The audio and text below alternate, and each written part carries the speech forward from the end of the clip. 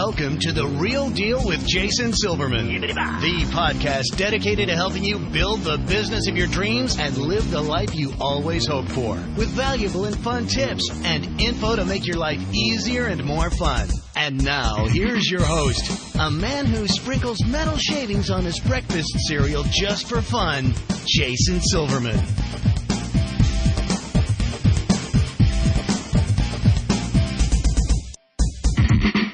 Hello, everybody, and welcome to The Real Deal with Jason Silverman. I'm your host, Jason Silverman, and I'm thrilled to share some time with you once again today. As you know, I am always on the hunt for interesting as well as super smart real deal guests. And I got to tell you, today's show's a winner. I want to introduce my listeners to somebody who's truly been there and done that, and I'm excited to pick his brain for your benefit. And as all of you know, I'm really excited to pick his brain for my benefit too. So that's the beauty of having this podcast, right? I get my continuing education every single week along with you guys.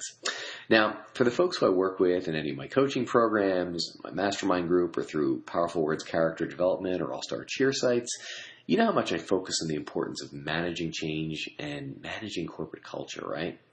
The show's going to help us to do just that. So today it's going to be my honor and privilege to share an amazing resource with you. You're going to love today's guest. He's got a ton of valuable information and experience about a super hot topic to help you succeed, as well as a fun way to deliver it. So I want you to strap yourself in. Today's show is going to be a blast.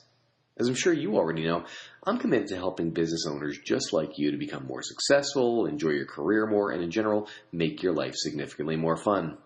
As you know, we've only got one ride on this merry-go-round, and we want to make sure it's one hell of a ride. Alrighty, boys and girls, it is now that time when you stop surfing Facebook, put away your phone, your tablet, your dog, your cat, your spouse, your child, anything that might possibly distract you from today's show. You're about to get some great and immediately implementable information, and I don't want you to miss even a second of it. So, before we officially get going, let me give you a little bit of background about our special guest today. Adrian Gostick is a best-selling leadership author and organizational culture expert who provides real solutions on managing change, driving innovation, and leading a multi-generational workforce. Gostick is a global workplace expert and thought leader in the fields of corporate culture, leadership, and engagement. He's founder of the training and consulting company, The Culture Works, and author of the #1 New York Times, USA Today, and Wall Street Journal bestsellers, All In and The Carrot Principle. His books have been translated into 30 languages and have sold 1.5 million copies around the world. As a leadership expert, he's been called fascinating by Fortune magazine and creative and refreshing by the New York Times. Gostick has appeared on NBC's Today Show and CNN and is often quoted in The Economist, Newsweek, and Wall Street Journal. If you Google the 30 top leadership gurus, he's on that list alongside Jack Welch and Jim Collins. His consulting clients include Danaher, Bank of America, Rolls-Royce, Gerald Wayne, and California Pizza Kitchen. Guys, this is the real deal. Adrian, welcome. I'm thrilled to have you today. Hey, thanks, Jason. I'm thrilled to be here. Well, pleasure is mine. So, listen, before we get started, for those who haven't had the opportunity and pleasure of either meeting you or hearing you speak or reading your books, do me a favor, take a second and share your story with my listeners. What are you passionate about? What makes you stick? What makes you tick? Who is Adrian Gostick? It's a good question. Actually, we just wrote a book about a year or so ago called What Motivates Me, and it really does. It helps people understand really what their drivers are. And my co-author Chester and I, we went through this process too when we left a big company, probably like a lot of your listeners. We left the corporate world about 6 years ago now, and we set out on our own adventures, started our own small company. And when we first sat down to work together, we put a piece of poster board up on the wall, and we said, okay, what motivates me?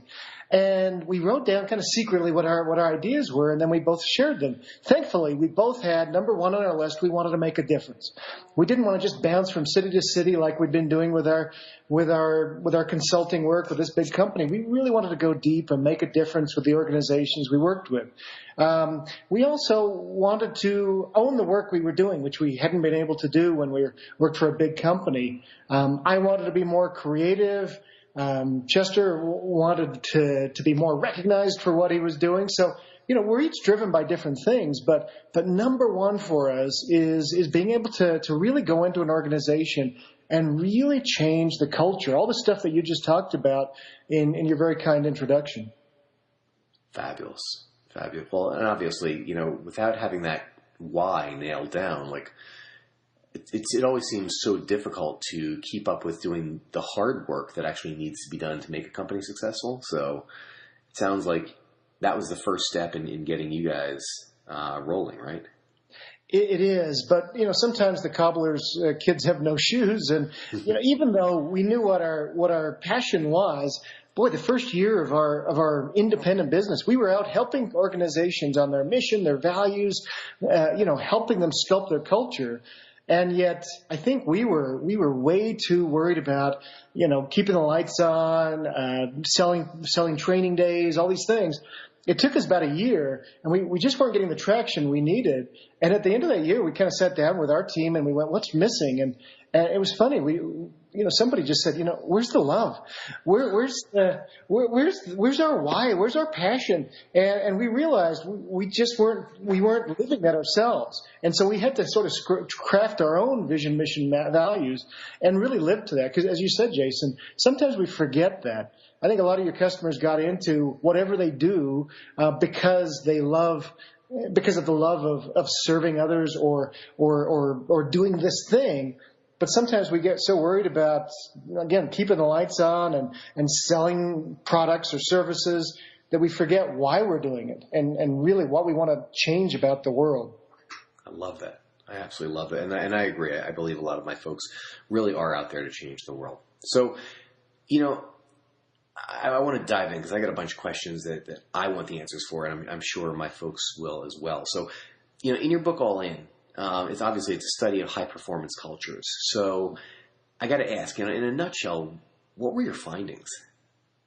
Yeah, and this is high performance cultures. As people hear, some of your listeners are going, "Oh yeah, okay, Rolls Royce and American Express. This is not our world. We've got very limited budgets." And our study and our book entails organizations from hundreds of thousands of employees down to a dozen employees. So what we find is that there are a lot of consistencies in teams, no matter if you're a team inside of a huge organization or you're a 12-person team providing after-school services. So some of the things are the same. And what we found in the highest performing cultures is that people in those cultures are engaged, which means that they really believe in the values of the organization and they're willing to give extra effort if they're asked. But they're also enabled, which means that I'm supported. I have the right tools and equipment at my disposal. I have the right level of empowerment. I'm trained. If I'm engaged but not enabled, it's a little like a hamster spinning on the wheel. I've just got nowhere to go. So we've got to enable our people. We've got to really worry about that. And the third idea is that we have to energize our people. A lot of times we get into these types of things and we think it's about the compensation, but in many of your businesses, you're really not able to pay people extreme salaries. So how do you keep people energized? Well, this is where purpose comes in, that we don't forget to explain why we do what we do. But also ideas like recognition. Are we rewarding our people appropriately? Are we making them feel valued for their unique contributions? We don't say thank you, and specifically, anywhere near enough. I'm thrilled you brought that up because I know that one of the things I probably answer on a weekly basis is, well, what else can I do for my staff? How can I make them feel like the rock stars they are, because I can't afford to pay them $150,000 a year or whatever the salary is that they might get out in the corporate world. So did you find that the recognition aspect was, or what level of importance was the recognition aspect? We found actually, and I won't get into all of them, but in All In, this is based on a big 300,000 person research study of working adults from all sizes of organizations. And what we found was the best managers, they did 7 steps better than their peers. Things like, really having a customer focus and sharing everything, being more transparent, ideas like partnering with their talent, creating connection and growth for their people. But as you ask about recognition, this is really one of the non-negotiables we found in very high-performance organizations, is that the managers were much better at appreciating their employees' great work. And a lot of times we'll talk to managers, they'll just say, look, I'm just too busy for this. I don't know what to do. I don't know what to give for what. And this really isn't rocket science. What we found was the best managers who were doing this were spending maybe an hour a week of their 50-hour week on recognition. But they were specific. So when they gathered people together to recognize somebody, they were always specific to one of their core values. Maybe they had 3, 4, 5 core values that they always believed. Maybe it was never miss delivery or customer service or integrity or whatever it was. That didn't matter as much as consistency to that in your recognition. So they were specific, but they were also frequent. So this wasn't just happening employee of the quarter or the employee of the year. No. This was happening almost every single day with different employees within their work groups. In many cases, it was peers. One of the organizations we studied was Zappos, which is the shoe retailer, which grew from a handful of employees now to more than 1,500. They have 8 now formal recognition programs, and 7 of them are peer-to-peer, where they're rewarding each other. Peers are expected to reward each other. One of my favorites that they have is called Snaps, where they have their huddles at 9 o'clock for the first shift, 3 o'clock for the second shift. They call them Zettles at Zappos because they put Z's in front of everything. But so what they do is if I see Jason doing something great during the day, customer calls in, they're angry, they got the wrong order, Jason turns it around, I'll put your name and what you've done in this little suggestion box type of thing. They open this up during the Zettel, and the manager reads it, and so a peer is recognized another peer for something kind of fun and cool. And instead of clapping, they all snap their fingers. It's kind of silly, kind of goofy, but it's part of their culture. It's something that they have created. Well, they've got all these different types of ways for people to root for each other. Because a lot of times managers will say, I'm just so busy, I never remember. Well, why aren't you using your teams to recognize each other? I love that. What a great culture it actually causes, again, that peer-to-peer thing where you're actually going to have that cohesive team. That's fabulous. That's actually brilliant. So thank you for that. As far as cultures are concerned, I always like to kind of dig into the negatives first. So, after consulting with all these organizations and their cultures, what do you find to be the biggest and most common problems, when things get dysfunctional? Yeah, and that's a great question because it's funny because people will ask us, oh, you must go into some really dysfunctional cultures, and it's actually odd that the really dysfunctional cultures will never call us to help them. We typically go into organizations that are pretty good that want to get great. And so you look at the truly dysfunctional cultures. In many cases, they're unconscious of their dysfunction. But we've interviewed now tens of thousands of people in many of these dysfunctional cultures. And so what do they say? Well, one of the biggest problems is that, leaders focus so much on how and what. Okay, here's how we do things. Here's what we do, that they never remember the why. Now, hopefully many of your listeners don't fall into that trap, but you have to ask yourselves, am I talking about why we do what we do? That's very energizing, we find. So biggest problem is probably number one we see is it's just lack of purpose in our work. We found in one of our surveys that only a third of employees actually understand what really differentiates your organization versus your competitors. So, and that's frightening.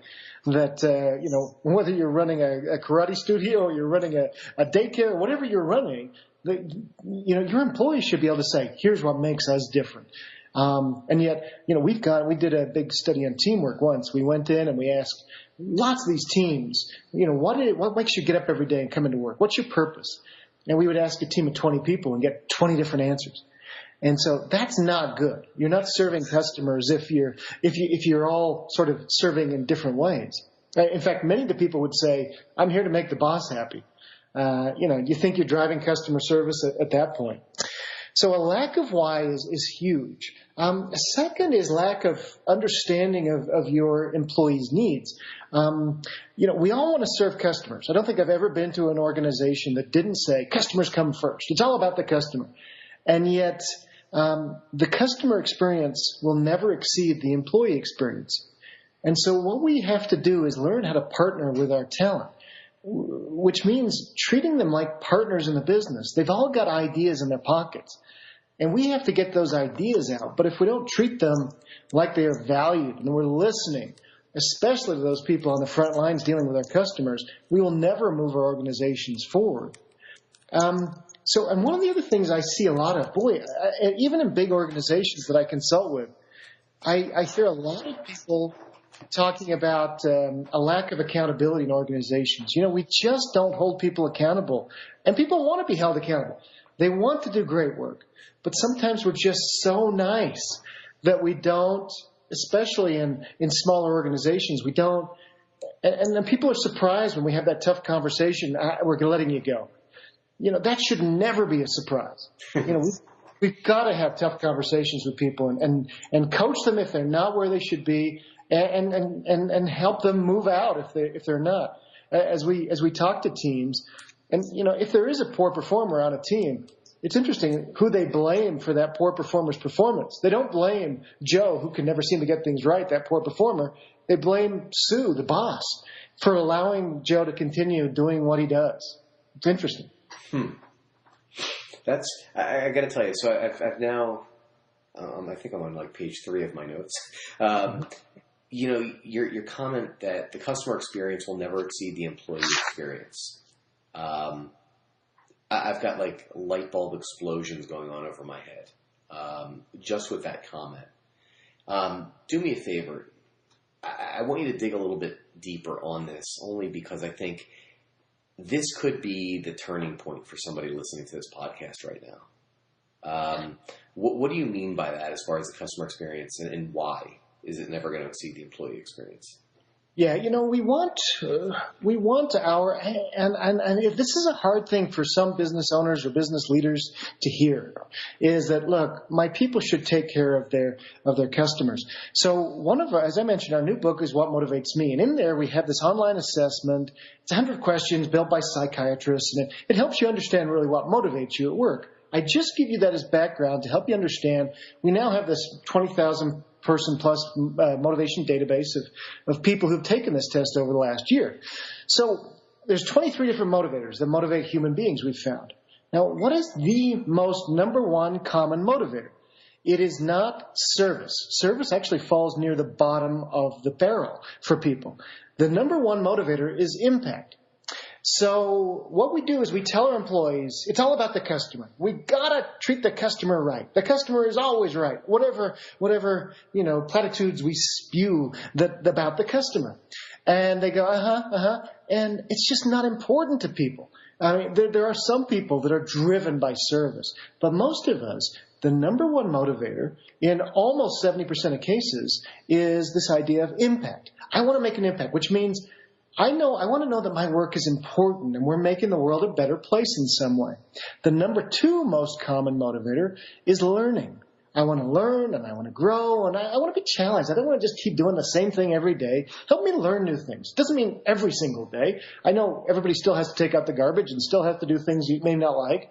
But how can I learn and how can I make an impact in this organization? Okay, so with that said, when we look at customer service, if I want to drive customer service, I've got to help my people understand the impact they are making, not only on our customers, but also on the bigger thing we're trying to achieve here.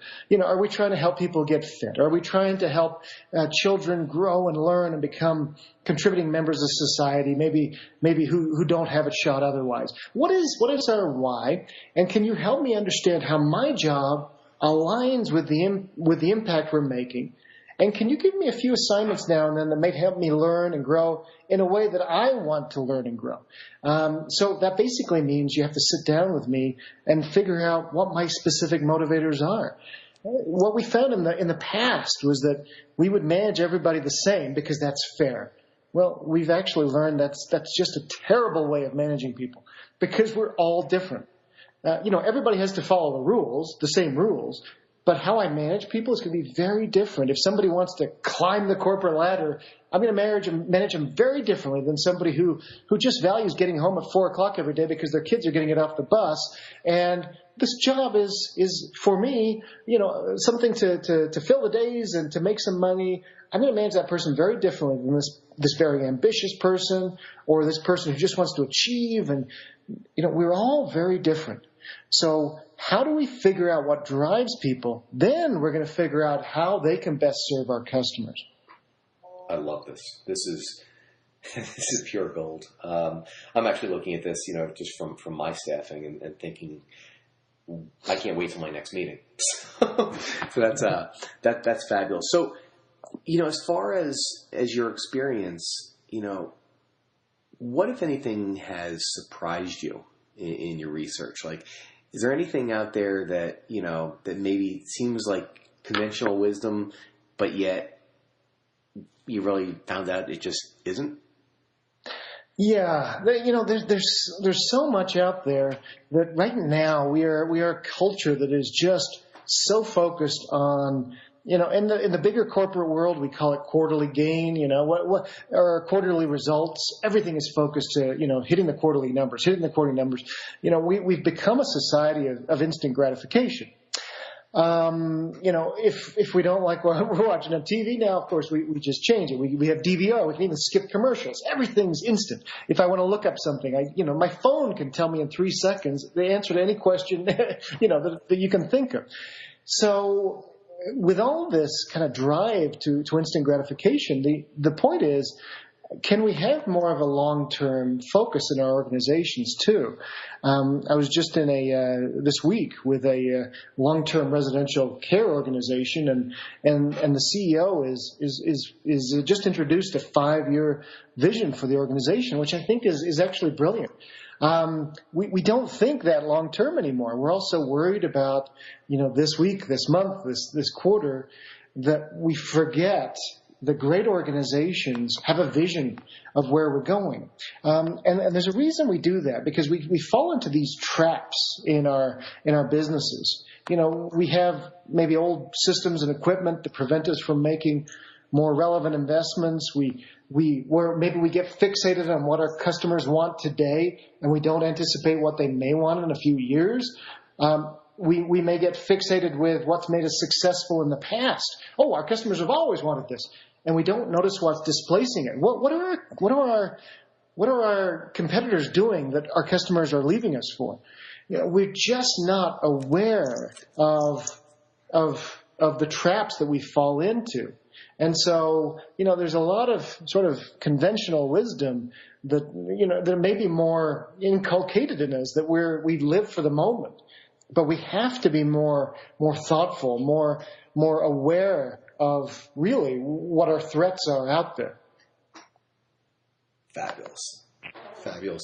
All right. So of the companies you've worked with, which companies are doing this right? Is there anybody that we should be looking at as an example?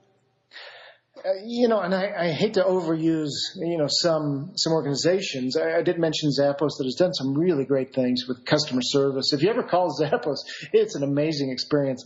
One of the organizations we've had a chance to study is Apple, and they're so good. And they, I mentioned this idea of enabling. When my son was 16, his iPod stopped working, so we go down to the Apple store, and the young guy who takes this from my son, and he's looking at the iPod, he says, it's a couple years old. He says, it's probably seen its last days. He says, I'll run it in the back, and I'll put it on the diagnostic machine, try it out. And he says, but I can't promise much. And so as he's walking to the back, he dropped it on the ground, and he comes back to us. He goes, oh, I'm so sorry. He says, I'll go get you a new one. And we go, no, you don't have to get us a new one. He says, no, that's the rule. So 45 seconds later, he's back with a new $200 iPod that he hands to my son, whose jaw has dropped open. At that moment, were we customers for life? Yeah. Now, as I mentioned this story to the Apple executives, they said, oh, he absolutely did the right thing. He knew within his job exactly what he could do and couldn't do for a customer.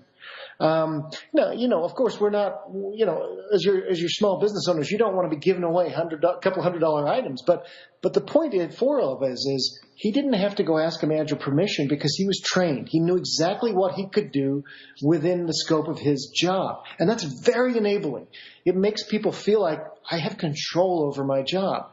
The second thing was he was empowered. He could make a decision within the scope. He wasn't going to give away a $2,000 laptop, but he could give away a $200 iPod if he had to.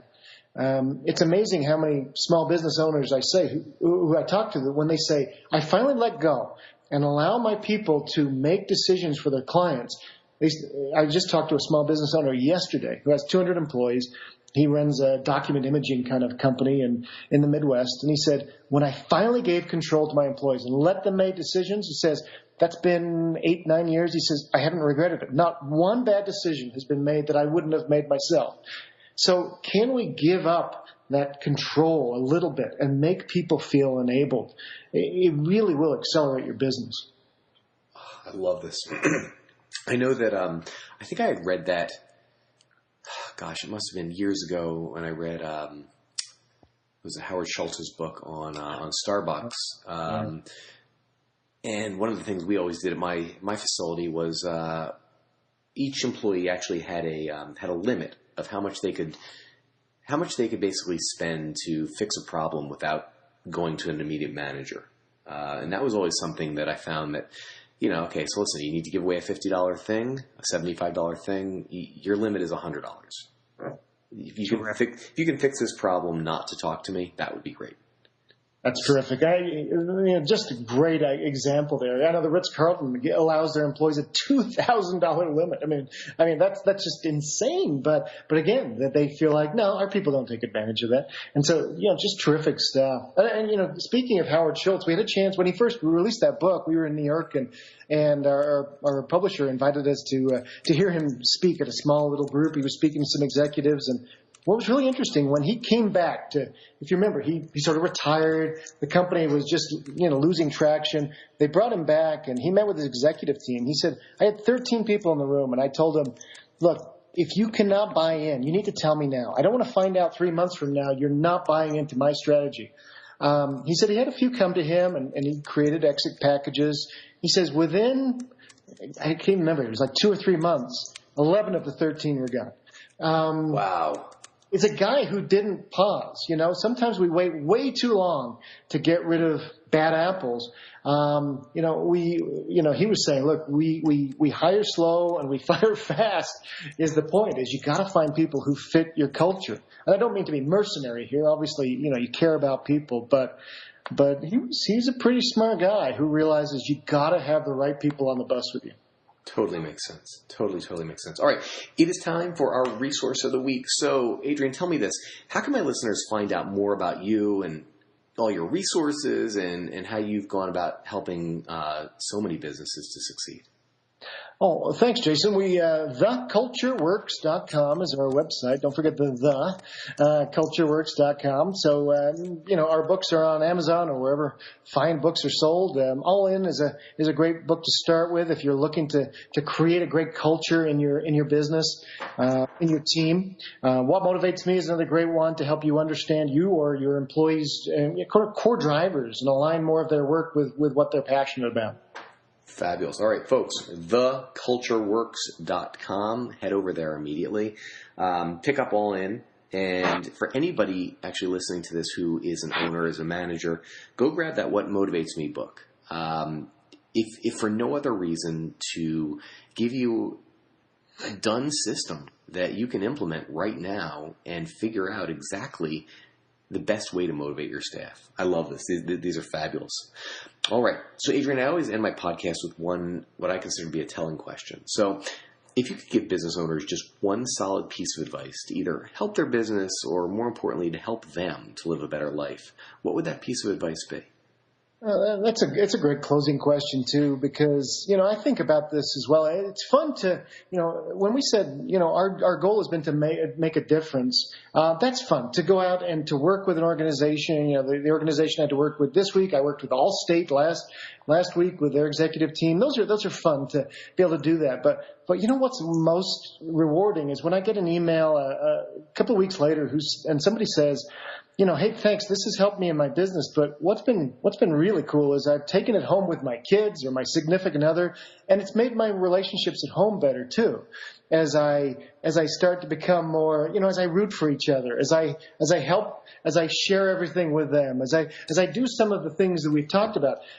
People tell me we even created a purpose statement for our relationship, me and my wife, or these things not only help us in our work lives, but they'll also help us in our personal lives. And so that's what I would say is think about ways that you can make your entire life better with some of these principles. Really, if we're happy in work, we're happy in our lives, and vice versa. That's really the goal that we've kind of reached after all this time, is that let's have a happy life. Let's try and change the world in some way. I love this. Adrian, this is fabulous. Thank you so much for joining me today. I know how busy your schedule is, and it means the world to me that you share some of your time and a whole bunch of your wisdom with me and my listeners today. Thank you. Thanks, Jason. It was my pleasure. Folks, that is all the time we've got today. Thanks so much for tuning into The Real Deal with Jason Silverman. For more info about private coaching or to see if you'd benefit from any one of my mastermind groups, visit me over at www.jasonmsilverman.com. I look forward to helping you achieve the success that you truly deserve. Until next time, let me leave you with this. Get out there and be the real deal. Set a goal, make a plan, work like hell towards it, and achieve the success that's waiting for you. Now's the time. Get out there and make it happen, people. This has been Jason Silverman, and I hope you have a spectacular week. You've been listening to The Real Deal with Jason Silverman. To access the great resources mentioned in the show and for information on coaching and mastermind group opportunities with Jason, please visit jasonmsilverman.com.